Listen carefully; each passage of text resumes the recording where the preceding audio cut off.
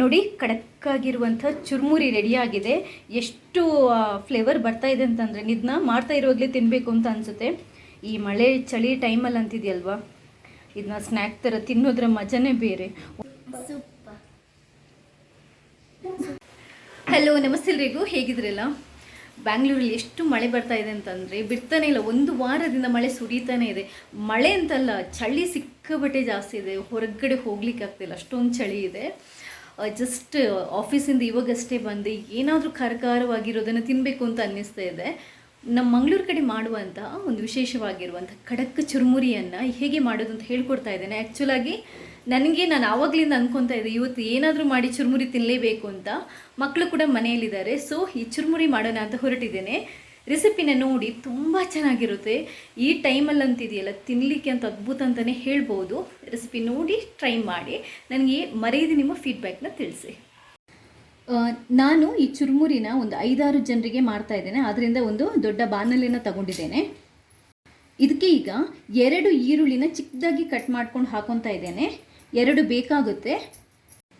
ಹಾಗೆ 1 ಕ್ಯಾರೆಟ್ ನೋಡಿ ಈ ಥರ ಚಿಕ್ಕದಾಗಿ ಕಟ್ ಮಾಡ್ಕೊಂಡು ಹಾಕೊತಾ ಇದ್ದೇನೆ.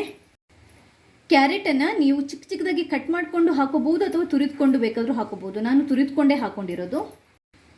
2 ಟೊಮೆಟೊನ, ನಾಟಿ ಟೊಮೆಟೊ, ತುಂಬ ಹಣ್ಣಾಗಿರೋದು ಬೇಡ, ಸ್ವಲ್ಪ ಮೀಡಿಯಮ್ ಹಣ್ಣಾಗಿರೋ ಟೊಮೆಟೊನ ಕಟ್ ಮಾಡ್ಕೊಂಡು ಹಾಕೊತಾ ಇದ್ದೇನೆ. ಟೊಮೆಟೊ ಕೂಡ ಅಷ್ಟೇ ಚಿಕ್ಕದಾಗಿ ಕಟ್ ಮಾಡ್ಕೊಂಡು ಹಾಕೊಳ್ಳಿ. ಈಗ ಇದಕ್ಕೆ ಕೊತ್ತಂಬರಿ ಸೊಪ್ಪನ್ನು ಸ್ವಲ್ಪ ಹಾಕೊತಾ ಇದ್ದೇನೆ. 1 ಮುಷ್ಟಿಯಷ್ಟು ಕೊತ್ತಂಬರಿ ಸೊಪ್ಪು ಬೇಕಾಗುತ್ತೆ, ಜಾಸ್ತಿ ಆದರೂ ಏನೂ ತೊಂದರೆ ಇಲ್ಲ. 2 ಹಸಿಮೆಣಸಿನ್ಕಾಯಿಯನ್ನು ಚಿಕ್ಕದಾಗಿ ಕಟ್ ಮಾಡ್ಕೊಂಡು ಹಾಕೊತಾ ಇದ್ದೇನೆ. 3/4 ಟೇಬಲ್ ಸ್ಪೂನಷ್ಟು ಖಾರ ಪುಡಿನ ಹಾಕೊತಾ ಇದ್ದೀನಿ. ಇಬ್ಬರಿಗಾದರೆ 1/4 ಟೇಬಲ್ ಸ್ಪೂನ್ ಲೆಕ್ಕದಲ್ಲಿ ಹಾಕೋಬಹುದು. ಉಪ್ಪು ಕೂಡ ಅಷ್ಟೇ 3/4 ಟೇಬಲ್ ಸ್ಪೂನ್ ಹಾಕೊತಾ ಇದ್ದೇನೆ. ಇಬ್ಬರಿಗಾದರೆ 1/4 ಟೇಬಲ್ ಸ್ಪೂನ್ ಲೆಕ್ಕದಲ್ಲಿ ಹಾಕೋಬಹುದು. 3/4 ಟೇಬಲ್ ಸ್ಪೂನ್ ಗರಂ ಮಸಾಲ ಪುಡಿ, ಒಂದು ಅರ್ಧ ಲಿಂಬೆನ ಹಿಂಡ್ಕೋಬೇಕು ಅಥವಾ ಒಂದು 3/4 ಲಿಂಬೆ. ನಂತರ ಇದಕ್ಕೆ ಸ್ವಲ್ಪ ನಾನು ನೆಲಗಡಲೆನ, ಅಂದರೆ ಇದು ಮಸಾಲ ನೆಲಗಡಲೆ, ಇದನ್ನ ಹಾಕೊತಾ ಇದ್ದೇನೆ.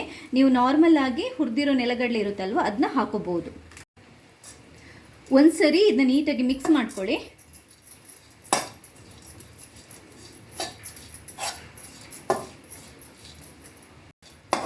ಈ ಮಸಾಲೆ ಇದೆಯಲ್ಲ, ಫಸ್ಟ್ ನೀಟಾಗಿ ಮಿಕ್ಸ್ ಆಗಬೇಕಾಯ್ತಾ. ಉಪ್ಪು ಮತ್ತು ಎಲ್ಲ ಕರೆಕ್ಟಾಗಿ ಎಳ್ಕೋಬೇಕು.